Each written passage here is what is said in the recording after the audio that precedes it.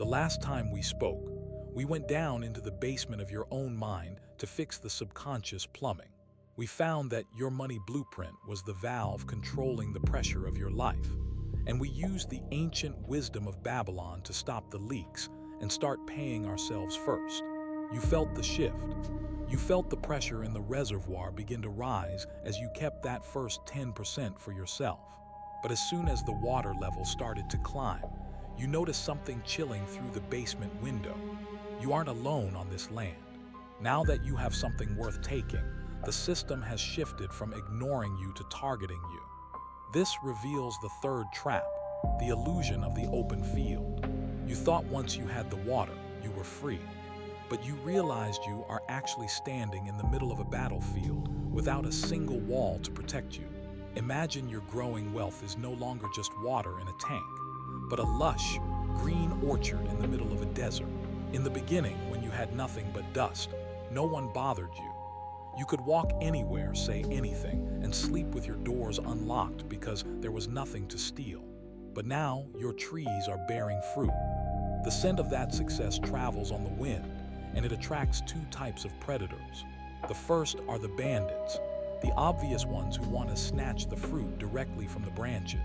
The second and more dangerous are the kings and tax collectors who claim that since your orchard sits on their desert, they own the shade, the fruit, and the dirt beneath your fingernails. This is the design of the third trap. The system is designed to harvest the ambitious. It allows you to grow just enough to become a worthwhile target. Then it uses the very laws you thought were there to protect you to strip you bare. The system's villain is the predator who waits for you to do the hard work of planting and watering before showing up with a contract or a fine. They benefit from your visibility. They want you to stand in the middle of your orchard, shouting about how well you are doing, because the louder you are, the easier you are to find. This is where most people fail. They get a little bit of success, and they immediately buy the flashy car, the big house, and the loud clothes. They think they are showing the world they've made it, but in reality, they are just painting a giant bulls on their back. They are inviting the siege before they have even built a wall. To survive this, we must look to the art of war and the strategies of the prince. Sun Tzu taught us that all warfare is based on deception. If you are strong, you must appear weak. If you are wealthy, you must appear modest. Machiavelli understood that the prince who is loved but unprotected will always fall to the one who is feared and fortified. You have been playing a game of addition, adding money, adding tools, adding pressure. Now you must play the game of multiplication and hiding. You must learn the hack of the invisible fortress. The first part of this hack is strategic silence. Law 4 of the 48 Laws of Power tells us to always say less than necessary. When you talk about your wins, you leak the blueprints of your fortress. Every time you brag, you are telling the bandits exactly where the gate is. You must learn to move in silence. Let your success be a private fact and your public image be a boring, unremarkable mask. The system cannot tax what it cannot see, and the bandits cannot rob a house they think is empty. The second part of the hack is asset fortification.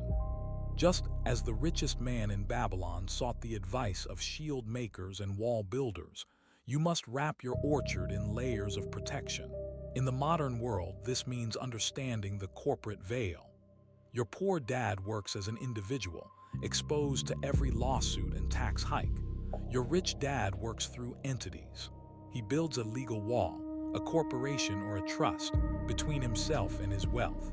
When the wind blows or the predators strike, they hit the stone wall of the entity, not the soft skin of the individual.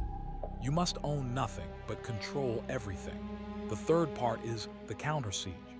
You must realize that the system will try to keep you in a state of financial fragility. It wants you to have your wealth tied up in things that are easy to seize: bank accounts, registered cars, and titled property. To hack this, you must diversify your water. Some stays in the reservoir, some goes into the soil as investments, and some is hidden in portable wealth that the system cannot track. You are building a series of fallback positions. If one wall is breached, you retreat to the next. The state of freedom provided by this hack is a strange, quiet power. Using our orchard analogy, you now have a high stone wall covered in thorns. To the passing traveler, it looks like a patch of wasteland, but inside, the water is cool and the fruit is sweet. You have achieved functional invisibility. You are no longer a target because you no longer look like a victim. You have cleared the immediate threats and fortified your position. But as you look out from your new battlements, you see something even more disturbing. You see that the other orchards around you aren't just being robbed. They are being controlled by an invisible frequency, a set of rules that everyone follows without knowing why. You have built the walls to keep the world out, but you are still trapped inside the walls of the world's social contract. You've secured the perimeter, but the real war is for the map itself. You have successfully moved from a victim in an open field to an architect of your own invisible fortress. You have realized that privacy is the ultimate power and protection is the ultimate profit.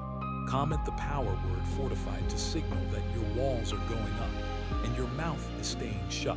In the next 24 hours, I want you to perform one small act of strategic hiding. Don't hint at it. Don't humble brag.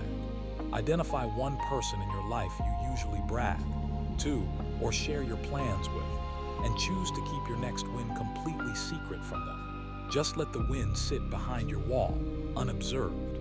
Feel the power that comes from being the only one who knows the true depth of your reservoir. The walls are high and the watch is set. I'll see you at the next gate.